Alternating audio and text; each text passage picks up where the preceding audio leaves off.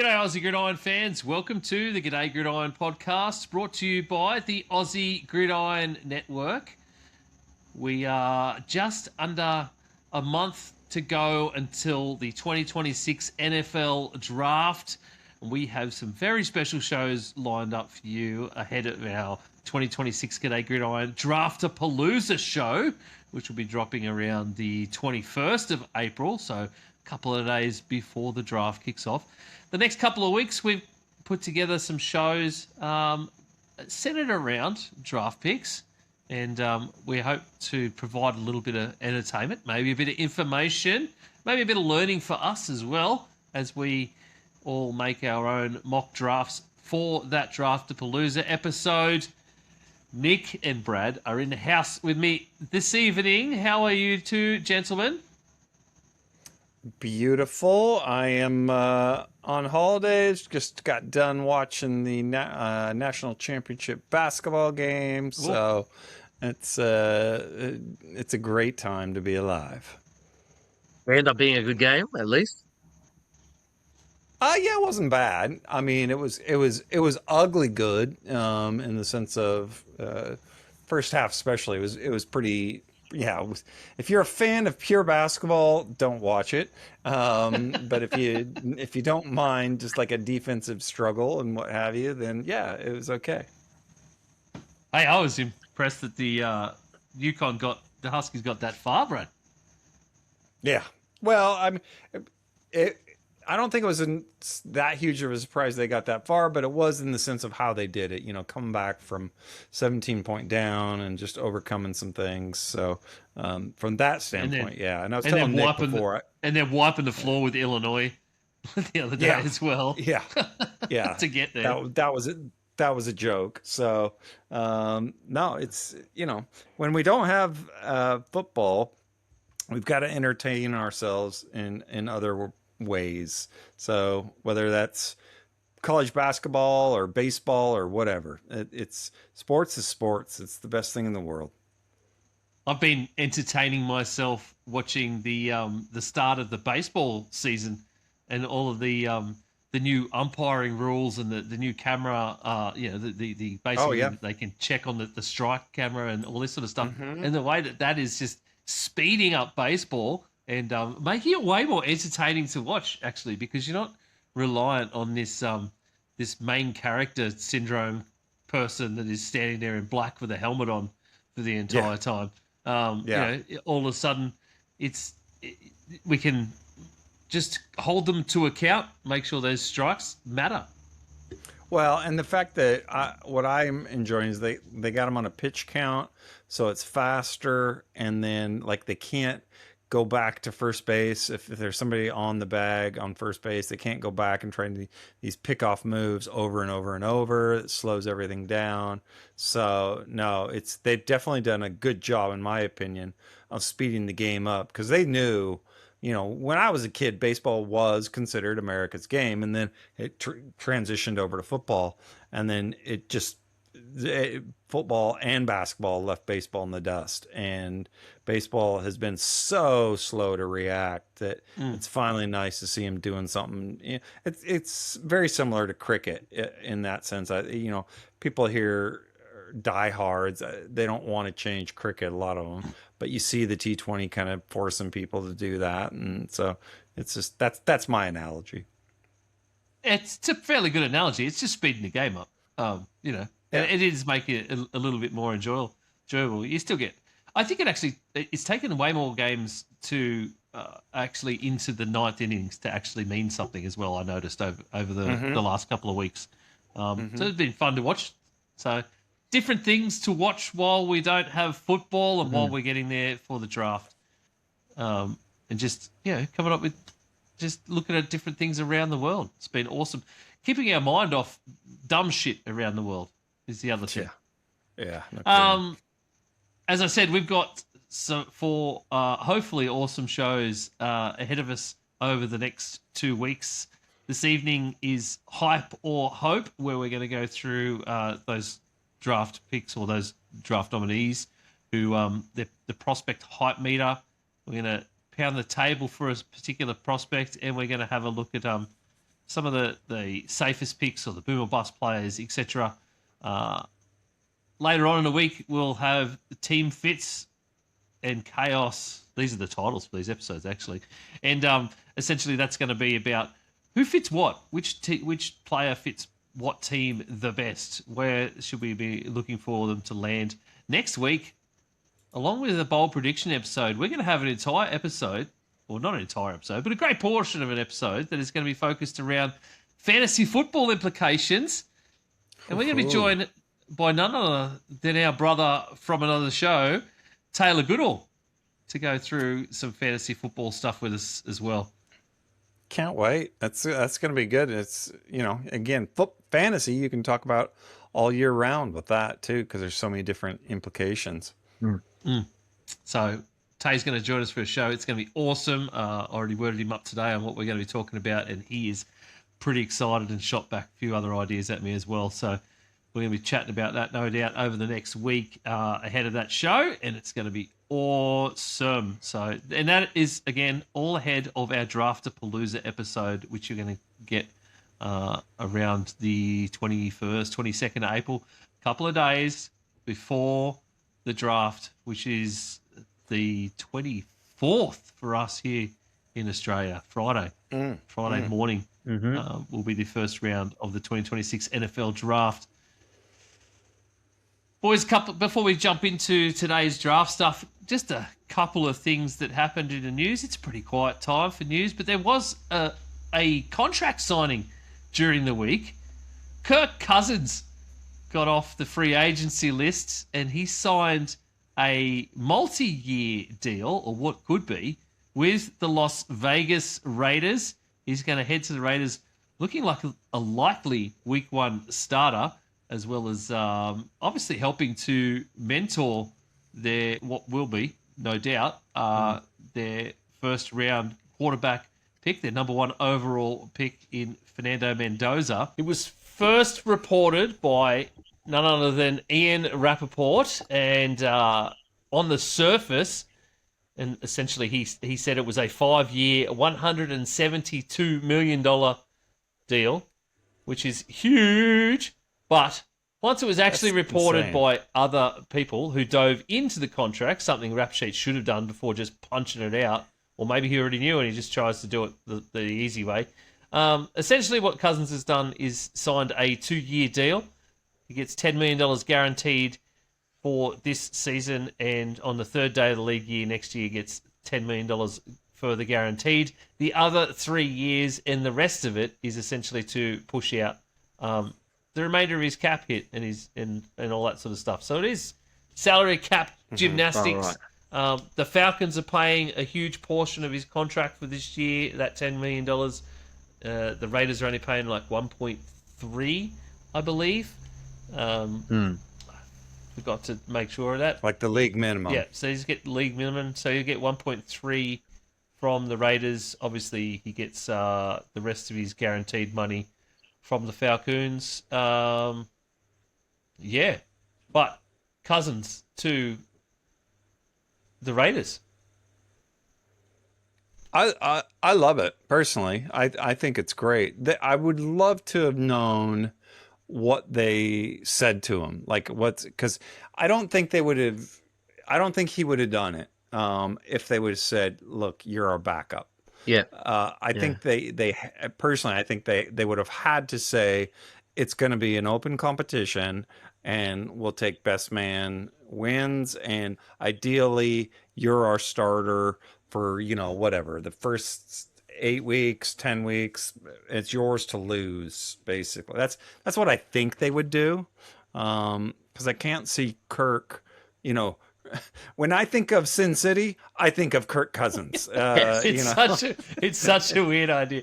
The two probably most Christian, most sort of just like straight down the line quarterbacks are going to be in a quarterback room in Las Vegas. It's just in Sin City. It's just so weird. Yeah. They're going to be tested, Brad, for sure. His Kirk Cousins' career contract arc is one to be studied. And Nick mentioned it earlier in the green room. Oh. He should He should 100% hook Fernando Mendoza up with his agent. Because look at this.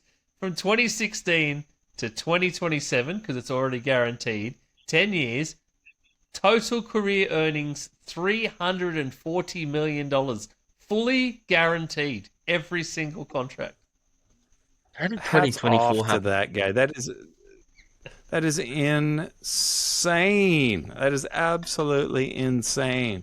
I remember when he was left Washington and everybody was, couldn't believe the contract that he got. And then look at this. Atlanta does the same thing. So that guy, oh man, hats off to him. That is amazing. Isn't it, That is truly, truly amazing. isn't it wild? $340 million fully guaranteed over his entire career. Do you reckon we could get his Yeah, agent yeah. into like a salary negotiation, just at like a normal job?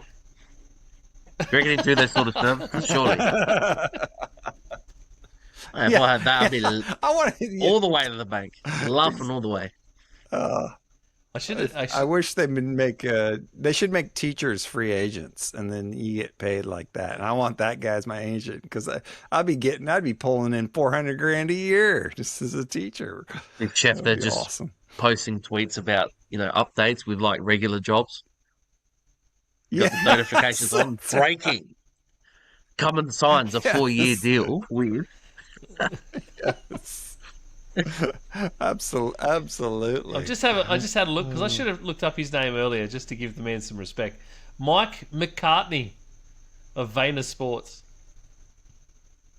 Not Well, Mike Mike, you've earned McCarthy. yourself a raise, Mike man. No, McCartney. Mike McCartney of Vayner Sports There you go. McCartney. has some. Okay. Oh, there's not really massive names on the rest of his roster. Honestly, Aiden Hutchinson is What- probably what's the biggest other name that he represents at Vayner Sports.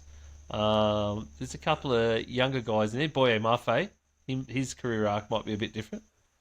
Um, Well, I mean, Kirk's just laughing all the way to the bank, and he's getting his haircut at Supercuts on the way. It's just, it's ridiculous. it's the best part, isn't it? Getting a haircut at Supercars. There's no other quarterbacks actually. Getting it paid He's the somewhere. only quarterback. So Oh, wow. hats off to Mike McCartney. There we go.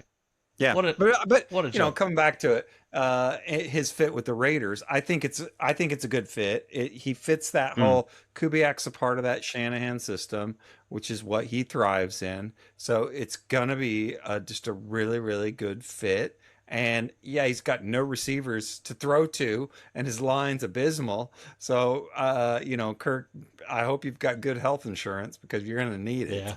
Oh, yeah. But yeah. Well, he finished up the season okay in Atlanta. They went on a little bit of a run there, but obviously it still wasn't enough to get anything done. So I think it's a great signing. And if you're going to have anybody backing up Mendoza, Kirk's the guy. Yeah, I think so too. I think he's going to be great in that role.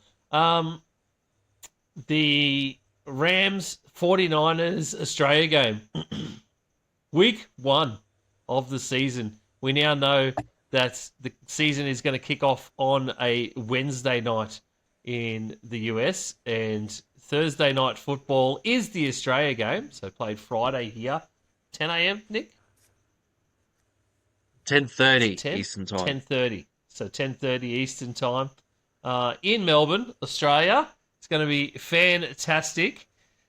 Great. The atmosphere, I think, across the country is going to be absolutely phenomenal. Nick, have you got your ticket? I have successfully beat the rush that is coming. The massive rush coming for the general admission allocations tomorrow. Got in with the pre-sales. So I got in last week. I think it was Wednesday or Yeah. Thursday or something. Yeah, Wednesday, I think. Yeah, so I was able to Wednesday. get in there. Pretty happy with the seats. Pretty happy with the seats, actually. So I'm actually on the bottom level, which I thought was a bit dodgy. But then when I actually looked at the tickets, they're further back. So, like, won't be on the bottom level. We Okay. have, like, all the tents in front. So it's sort of a bit further back, almost undercover, I think. So we'll be elevated. So very much looking forward to it. I didn't think I'd be ticking off a bucket list item only 700 k's away, as opposed to going all the way across the Pacific and everything and going to actually California to see a game. And here we go. I'm very That's excited. gonna be awesome. But this, Well, and to be able to see your favorite team, that's the crazy thing. I think at this point in If time, you it would know. be cheaper to go to the US to watch the game because some of the ticket Let's prices not talk are about the numbers. Let's not talk about the numbers. unbelievable. Well, Um, no, we have to because I don't know what were the numbers? What are the numbers? Right, Brad, so what when What do we work out, when we talked about it last week, so look, the tickets do start from 140, but there's not many of them. I'll be Okay. interested to see what it actually is tomorrow. I actually might go on just to have a look just to see what the prices are, but nothing Sure. was apart from those small allocations of 140s. There was nothing less than 450 each. Whoa! There was nothing less than 450. Maybe tomorrow will be different because the tickets will be just sort of general admission and further back. Maybe that was just pre-sale, but yeah, Are you serious? Nothing less than 450. yeah. And So when I got on, and they're so saying that. yeah. Go ahead.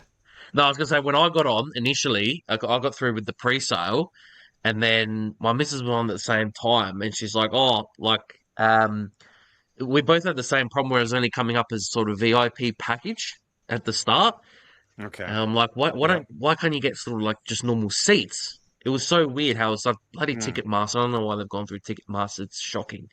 And Mm. you'll probably see there's a lot of reviews about it from people that were trying to get on last week. There was only VIP packages, and I'm like bloody $2,000 each. I'd love to see my team like, but not for $2,000 each. So we kept going and going, but eventually, like on Ticket Tech, you're able to select like what's best available and just go with that.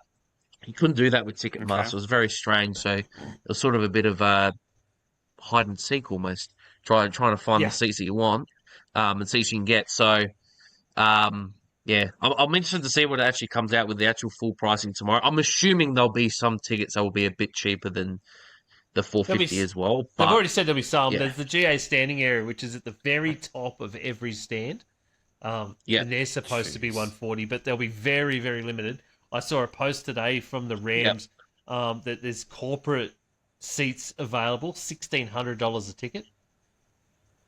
For What? Yep. yeah, so it's big money. No way. 1,600. Put it this way: if we weren't playing, so next year onwards, I wouldn't have paid what I did to watch the game. But like if next year, like if you get tickets for like those 150 ones and they're you get seats right at the top, then it's a bit different. Sure. But yeah, Sure. Yeah. So give me a ballpark, Nick. Were you north of 500? yes, Yes, he was. I'll tell you right now, Brad. He was. Each, Brad. each. Oh, Each. yeah. I can guarantee Yeah, you, alright. even with the pre-sale going on tomorrow morning, which is like 9 or 10 a.m. Yeah. in Australia, so this episode should be out by then. I will not be buying tickets to that game because the investment for me to buy a ticket and then get down to Melbourne, accommodation, all that would be somewhere in the $3,000 range, and we're talking about serious commitment by that point. Yeah, that's where Nick was. We talked about last week, where it's almost cheaper to fly in, fly out on the day of. Even Yeah. that, Brad, is outrageous. Yeah. Yeah. So, I already said because there were friends of mine that wanted to come with me, and I said, I'm just letting you know, I'm prepared to pay more than any reasonable person should be to see this game. Yeah, right. Also, because Exactly. the Rams will come back next year, the year after. We're not. This is it. So this is probably the only chance I'll get. So all right. So since we're talking about I don't blame you. NFL in Australia, have you seen this? Brad, you know who Mad Dog Russo is, obviously. I know the name. Yeah. Yep, Chris Mad Dog Russo. He is a host on ESPN now.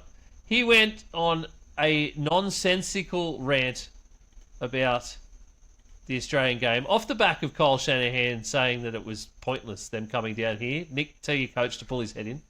I will. In person as well, mind you. In person. So I'm going to play this, and then I've got something to say.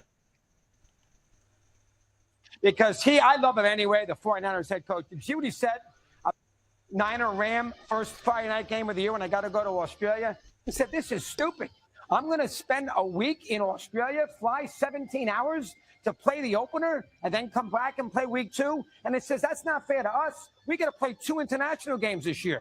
He said, I got to go to Australia.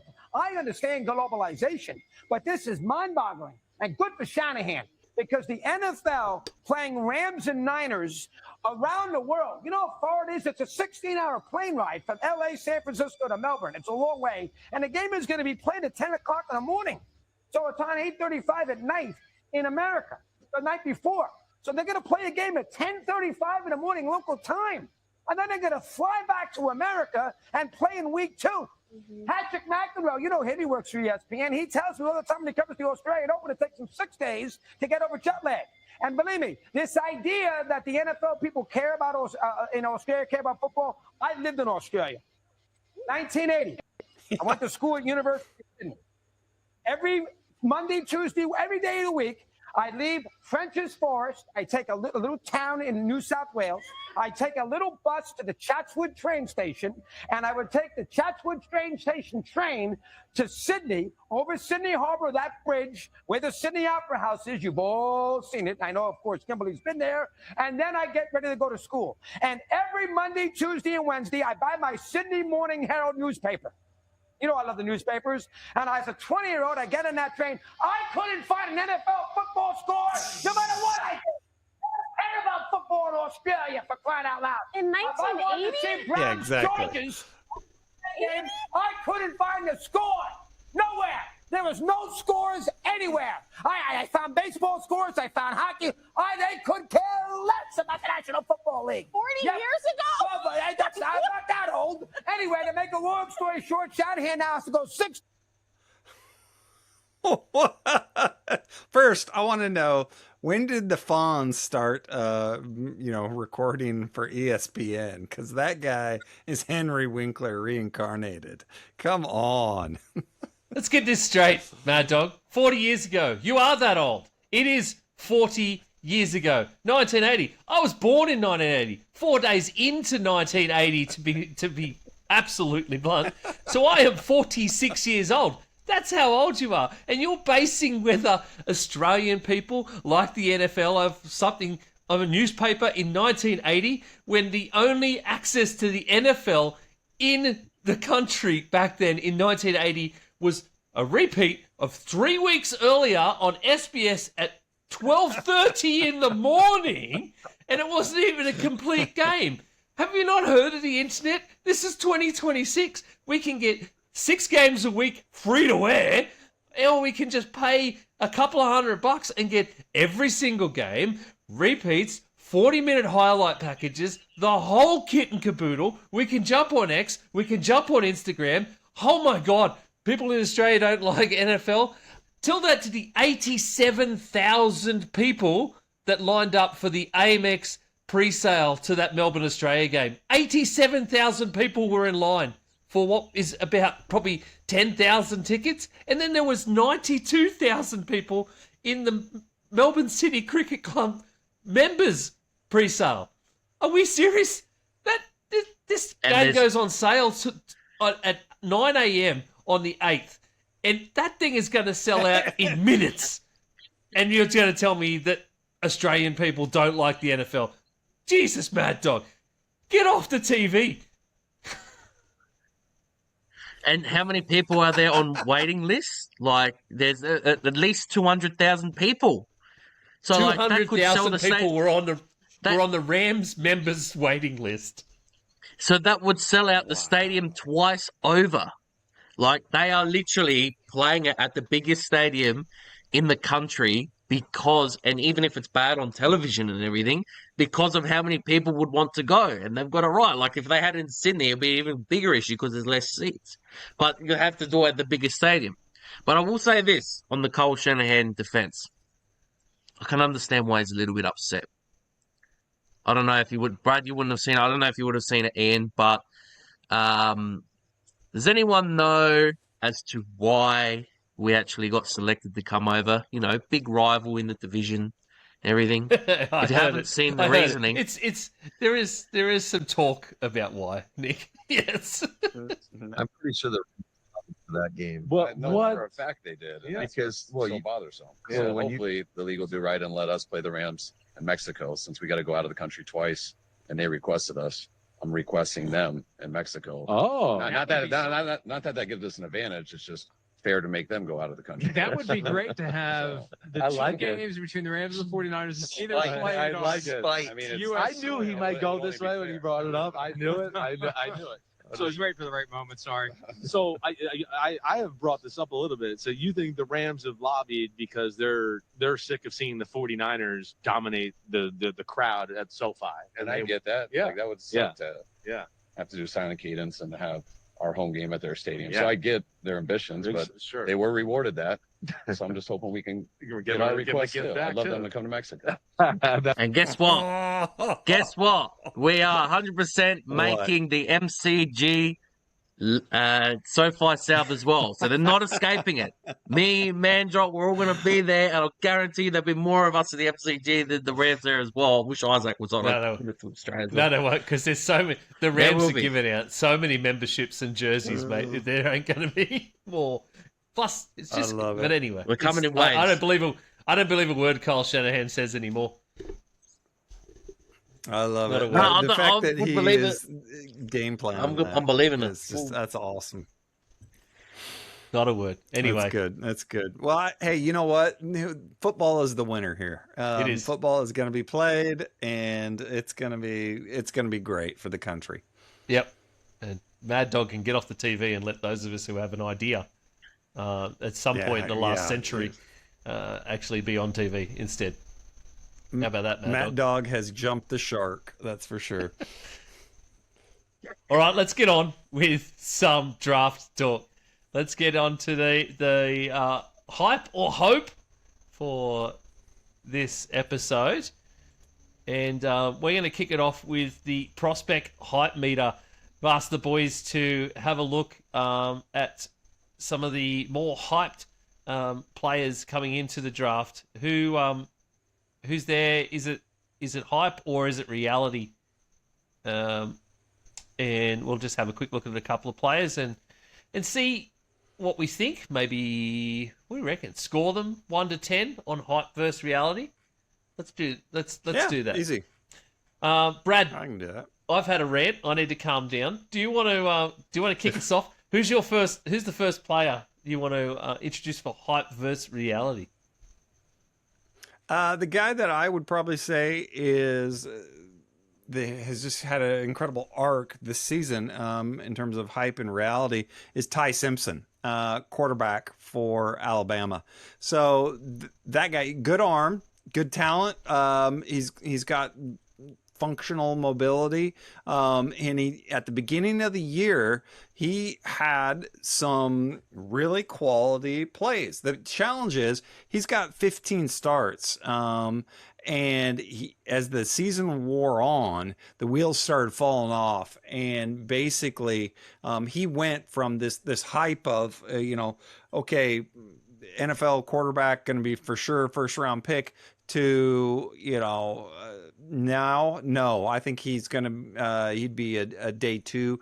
But some people are saying late first, even just because of the pure positional scarcity. So hype, I would say he's around an 8. The reality, I would say, is he's more around a 6. And to me, this is a perfect example of what happens when there's a weak quarterback class in the draft, because people they aren't evaluating him in a vacuum. They're evaluating him basically on what else is available. And early, like I said, early in the season, you could sell yourself on him. The Georgia tape, when he played against Georgia, he looked good. But then as the season wore on and things started to fall apart, the running games kind of slowed down. The line had some issues and all that kind of stuff. It just really, things started to shift. And it went from a franchise quarterback, to, okay, well, let me put it this way. Franchise quarterbacks don't need perfect conditions. And he didn't get that. And he's the type of quarterback, I think, that he needs a perfect condition. He's a systems quarterback. And when those things started to fall apart, you saw his game start to fall apart. Whereas with franchise quarterbacks, they become the solution. They don't need the system. So I think that's the biggest difference. Nick, who you got? Well, in terms of someone that's is getting a lot of hype that I think could probably a little bit like sort of Brad's thinking that could slip a little bit, going a little bit towards the top end. I actually think it could be David Bay, who some actually think would be the highest ranked DN in the draft. I think in terms of what he sort of brings to the table, how it translates to the NFL. He is very much so. He's a sack machine. So obviously he's very quick off the ball. How that sort of translates into the pros, where you've got tackles that can move a little bit quicker, yet to be seen. And we'll do this obviously when we do our draft, maybe not the draft of Palooza, but if sort of ranking the players in terms of who we think's better and everything. It's a very top end sort of draft in terms of edge rushers and that. Alvaro Ruiz can play off the ball. He can play on the ball. Very, very talented. I like Ruben Bain as the best pure actual edge in terms of what he's getting. I think his sort of hype has dropped off a little bit. I think technically he's definitely the best that is in this draft. I think David Bay could be towards the back end of the top 5, top 10, maybe even into the sort of double-digit numbers. Still going to end up being a great player for wherever he gets to, but I just wonder, because a lot of people saying he's the best DN in the draft.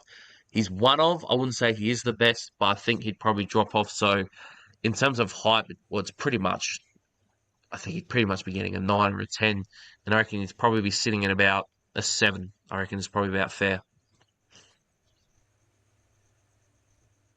Well, I've got Makai Lemon, actually, who is the top ranked wide receiver in the draft, and the reason I picked him is it's a pretty deep wide receiver class. I mean, we hear that every year, and wide receivers, there's more and more of them every single year, and they're all roughly around the same quality. Here's the top ranked one, in amongst other guys like Omar Cooper or Jordan Tyson. Carnell Tate is another name that's way up there.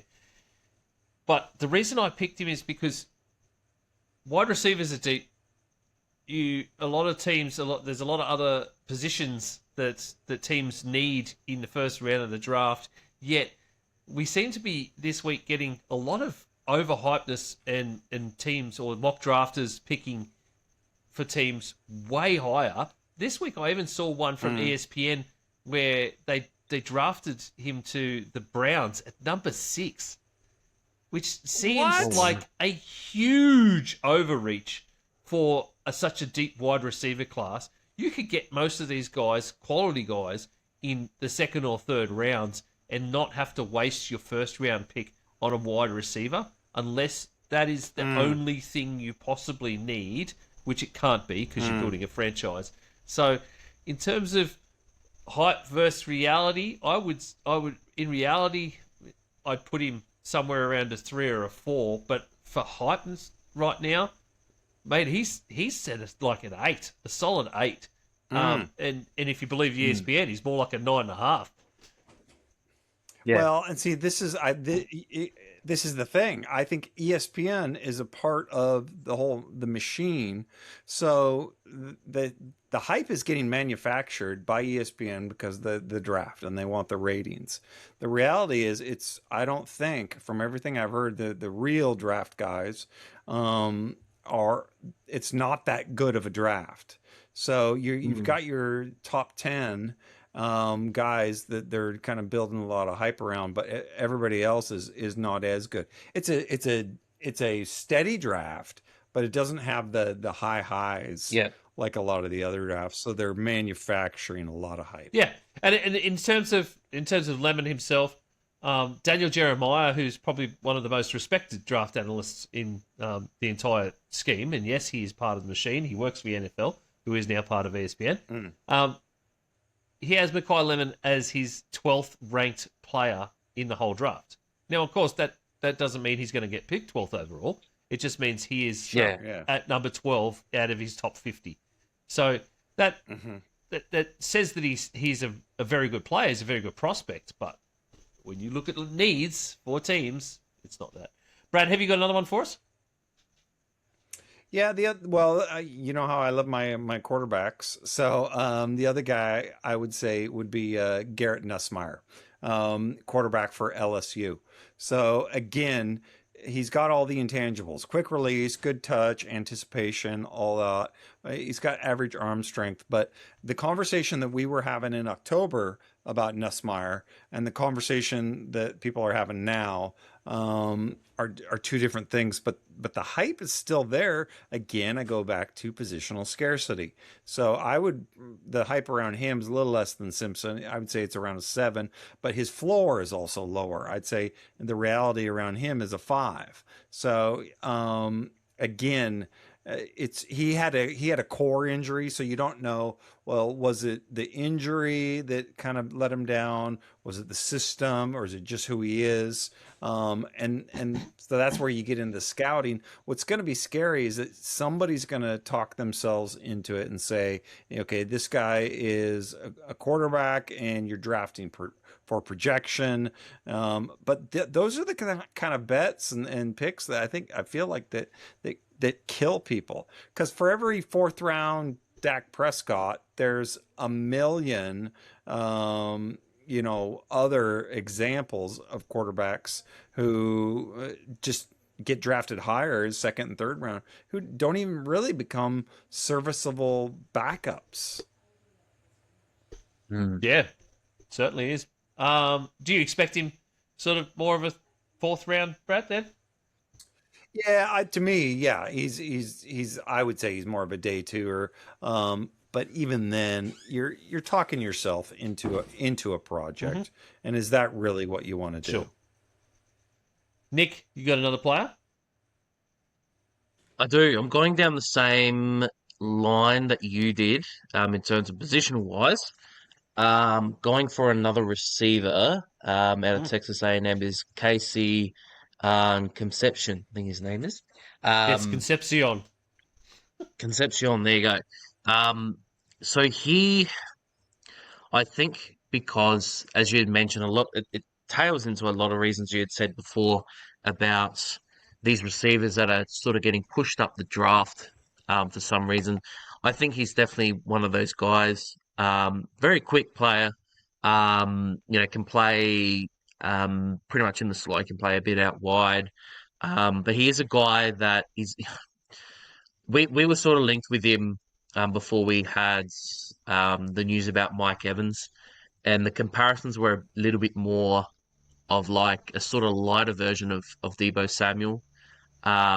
If he's that sort of player, I don't think he gets drafted into the 1st round like a lot of people do have him drafted into the 1st round. I think he's probably a day 2 guy. He can get into the end zone. He does have a lot of targets. Drops the ball quite a bit compared to other receivers in this draft class as well. So I would be sort of expecting him to be maybe towards an early sort of day 2 pick. I don't think 1st round, and even some people have got him into the teens even of being selected, which is quite strange, unless someone's sort of overreaching or is in desperate need of a receiver like you said, Ian. But I reckon he sort of pulls back. He should be a bit more into the 2nd round. I want to mention a player who I think is appropriately hyped, or if not even underhyped, and it is more about his Underhyped. Good. more about his positional value. And he's talked about a lot. He has been talked about a lot, and it is none other than the star running back Jeremiah Love. And why do I want to talk about Jeremiah Love? Because obviously he's ranked at the very top with Fernando Mendoza. Everybody has been doing that. People talk down running backs in the first round of the draft. They talk down running backs within the top 10 picks of the draft. But Jeremiah Love, to some, is possibly a better prospect than Ashton Genty was last year, just because of his size, his speed, his ability to create holes, hit holes, and just the way he plays. The big thing I want to get across for me is if you're Arizona or you're Tennessee, don't try and get cute if Genty is still sitting there at 3 or 4. Don't try and get cute and pick somebody else. Don't try and pick an O-lineman. Don't try and pick a defensive lineman. Don't try and pick a safety, for God's sakes, in the top 10. If Jeremiah Love is still sitting there when you are Arizona, the Arizona Cardinals, pick Jeremiah Love. And if he happens to fall to the Tennessee Titans, we may well just see the rise of another King Henry. And it could be Jeremiah Love at the Tennessee Titans. Don't get cute. I think he's appropriately hyped. I think, like I said, he may even be underhyped to the point where people just push them down because they are running backs. And then obviously what happened with Genty last year, getting picked up by the Raiders in the top 10, and it all just going to crap. But everybody who knows the NFL knows that that's because the Raiders O-line couldn't stop a fart in a wet paper bag. So it's just the way it was.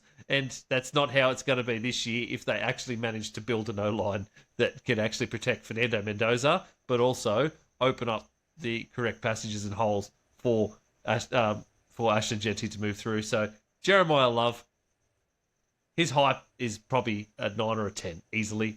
I think it's appropriate, and I think you pick him. If he's there, pick him. For God's sakes, do not let Jeremiah Love fall to the Kansas City Chiefs. You can split back the whole year Yeah. with him and Kenneth Walker. Yeah. I don't think they'll take him, but yeah, I hear what you're saying. I think we would see Andy Reid running to hand that slip in. I would love to see Andy Reid run. Period. The only thing I think he's going to run for is a Baconator. He's burger. Baconator. How good's the Baconator? So good. It is good. It is good. All right, wonderful, gentlemen. Let's move on to how about a prospect you want to pound the table for? Who is that one player that you would draft no matter what, Brad? It depends on the situation, but I've got a couple guys. But one guy who I'm really excited about, and he kind of fits into the hype meter or the pound the table meter, is Jacob Rodriguez. So this guy, he's a linebacker for Texas Tech. What I love is that he originally came as a dual threat quarterback, and now he's switched to linebacker. You do not see that transition very often. And he's a little bit undersized for NFL standards. He's only about 6'1", 6'2", 230 pounds. But he's the type of guy, super high motor. Okay, so what? Everybody in the NFL has super high motor. Great instincts. Total sideline to sideline. He was a former quarterback, so he knows how to read offenses, just like how he used to read the defense. And all he does is do everything that's asked of him, and he's a great leader. So if you're a team that needs defense, this is the type of guy that I feel like teams overthink and they regret passing on him, because he represents, in my opinion, everything that the NFL gets wrong. He's not flashy. He's not testing off the charts. He doesn't, he's not blowing up anything else, but he dominates his football games and he plays like he needs to. He's like, in my opinion, he's a really good version of a much better version of like an Alec Anzalone. who we saw with Detroit, and who just got picked up. Great production, great instincts, great leadership. He's going to make an impact. So if I'm a team, and I need a linebacker, this is the guy I am drafting, because I guarantee you 3 years from now people are going to be like, oh yeah, I was high on Rodriguez, and no, you weren't. So just own that. But he's the guy that I think it needs to be considered and get drafted. Nicky, you got that one guy that you want to pound the table for in this draft? Yeah, mine's not as deep as Brad's in terms of how far down the order. Mine's right towards the top. He should be towards the top, but because of his position, he won't be, and that's Caleb Downs. I think, hands down, he is the best player coming into the draft. He probably won't end up being like a top 5 pick. My opinion would be, if you need defense, I'd be drafting him towards the top. So, the Jets will probably end up taking one of the edge rushers or anything. So like even towards the top 5. So guys like teams like the Giants, teams like the Cardinals should definitely be taking this guy. I've said it before. This guy is probably a Pro Bowler or an All Pro player in the works within his first 2 years. Like his IQ is off the charts. He's one of the smartest players that is playing at the college level at the moment. He can play in a multitude of different roles. My comparison would be, if you look at what Kyle Hamilton was his first couple of years, I think he's a better version of that. He can just play in so many different positions. He did so much work for the back end for Ohio State. It was a big part of why they were one of the best defenses in the country for most of the last sort of couple of years, definitely the year before. Even his run defense as a safety is exceptional. So yeah, no matter what, like, he'd be one of those players that I'd be drafting towards the top. He's just that talented, one of those guys that you just can't miss on, a bit like you were saying. And with Jeremiah Love, don't overthink it. This is a guy, even though he plays safety, don't overthink it. If you need defense, go and get this guy, because he's going to be an exceptional talent, and he'll be able to. He's pretty much like a Swiss Army knife. I would love for him to come with Christian Parker and the Dallas Cowboys' new DC. I don't think he's going to fall to 12. I think he'll go inside the top 10. I think he doesn't, at the very least, he doesn't get past Cincinnati. So they need it. They need a DB bad. But anyway, we'll save that for Draft Palooza. My guy is Spencer Fano, the offensive tackle out of Utah. This guy, I think, is an exceptional tackle. He has had experience over multiple years at both tackle spots, extensive reps in a lot of run blocking schemes, which I believe is sort of a bigger thing in the NFL now. The fact that the run is becoming more prominent again, so these run blocking tackles are going to become more and more worth their weight physically in gold as well. He has quickness, 4.91 over a 40, and a 1.72 10-yard split is exceptionally quick for any tackle, let alone an offensive tackle. He's got great athleticism, adjustments, can spring runs and screens in place.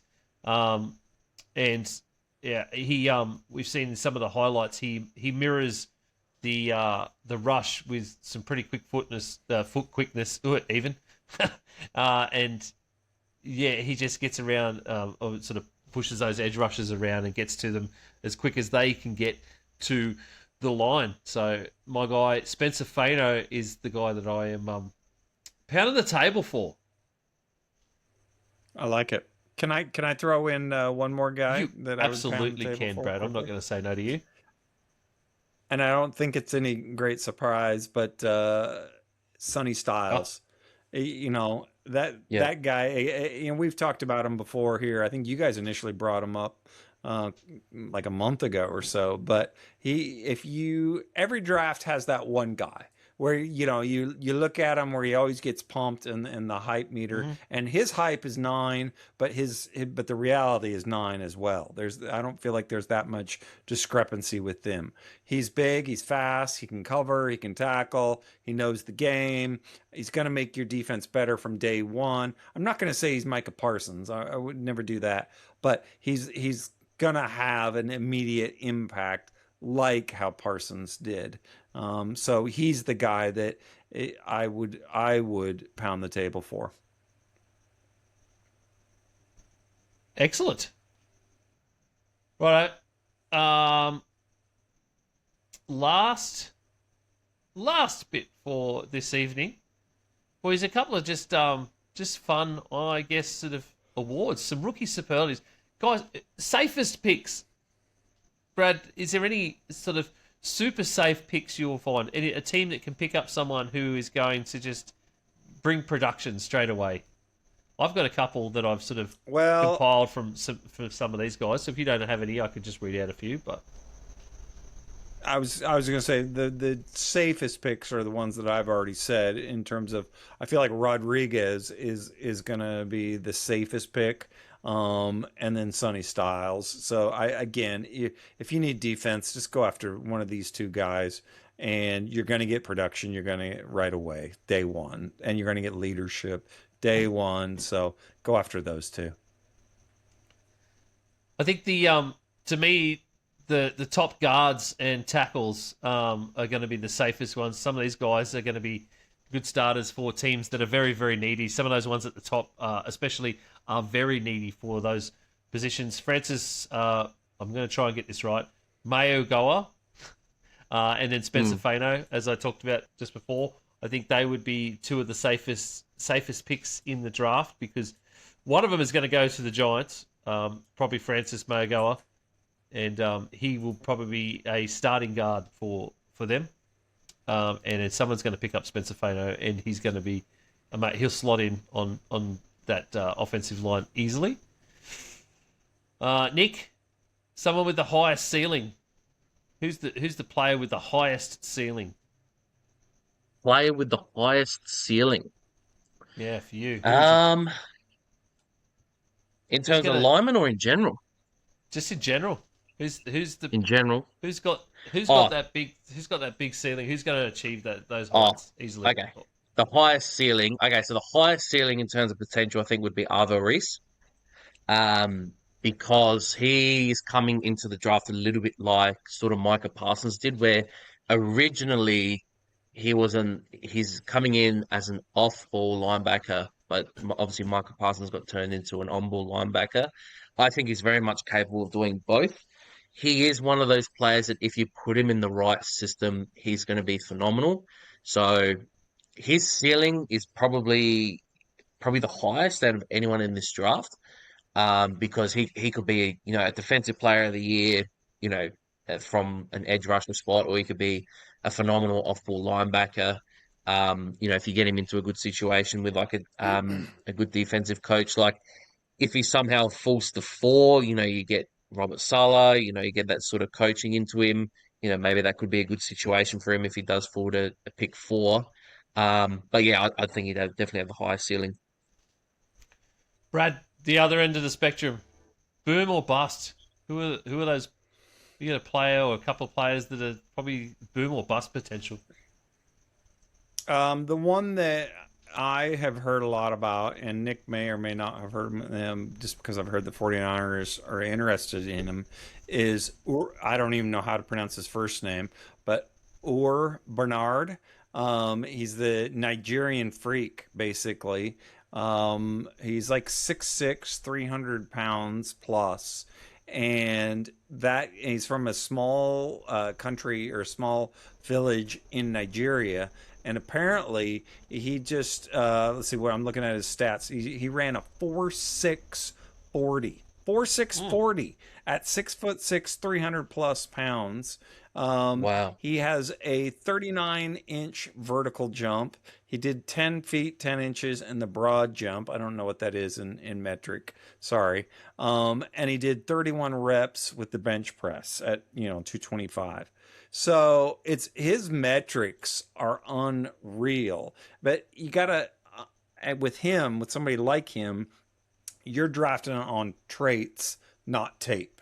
So, and he's coming through the International Pathways program, and the traits are ridiculous. So, if you're willing to play catch up with this guy, like a Jordan Mailata, different position, but it's going to be the same journey. Probably could be even a little bit quicker because he's playing D tackle versus offensive tackle. Then you could really step on to something big with this guy. So again, they're talking like a day 3 starter, but if he pans out, or day 3 pick rather, but if he pans out, you could really, really get some amazing opportunities with this guy. Awesome. Excellent, boys. Well, there's a good bit of information there today in this episode for anybody that wants to get started on their draft stuff if they haven't already. Thank you very much for that, boys. We'll, I think we might leave it there. I've had a bit of a rant. We went on a bit long at the start, and we've given a bit of draft stuff. Bloody Mad Dog got me riled up. We're going to be back. Wait. Yeah. I would say, Ian, I can't get off the podcast if I don't mention this guy, and people have to go look him up. Diego Pavia. He's basically, I've never heard this term before. That's why I got to say it. He's a dual threat kicker. Excellent. Yes, exactly. He's 5'10". The guy runs like a 4.5 40. And they're trying to figure out, well, how can they utilize him? Because he was also a quarterback, so he passed for over 3,500 yards. And so there's another guy, Joffer Murphy. I don't know if you've heard of him as well. So he is phenomenal. He's kicking balls 70 yards. So some of these freak guys are just out there, just waiting to be discovered by the NFL. So whatever you do, get into the draft because there's some really cool things happening. Brad's been going deep into kicker corner, I'd say. Yeah. What about triple threat punter, Brad? What about those? Any of those? Yes. Hey. Punts and pancakes. Is that you, Nick? Is that who you're talking about? I'll claim, yes, I'll he claim is. being a D lineman as well. Why not? Absolutely. Right. All right, boys. Big ugly at nose tackle. We're going to get out of here. We'll be back later on in the week with our team player fits talk episode, where we're going to talk about team player fits and teams under the most pressure. So look out for that later on in the week. Thank you very much for listening. If you could, socials everywhere, at G'day Gridiron, Instagram, Facebook. My mission this year, as we come into the 2026 season, is to pump our Facebook page as much as possible. So if you haven't already, find the G'day Gridiron Facebook page, go and like that, and follow that. Also the Aussie Gridiron Network one. Alongside that, I will be trying to post, or get the boys as well to post as much stuff as we can on the AGN page. You might have seen there's been a bit of an update to the Fantasy Boys page. It is now the Aussie NFL Super Coach page. So you will find that if you search for that. Then we put some stuff out. We'll talk more about that with Taylor next week. But everything can be found Linktree/Aussie Gridiron Network. That is the home for everything AGN and all of our links. So get out there, check all that out. Thank you very much. We'll talk to you later in the week.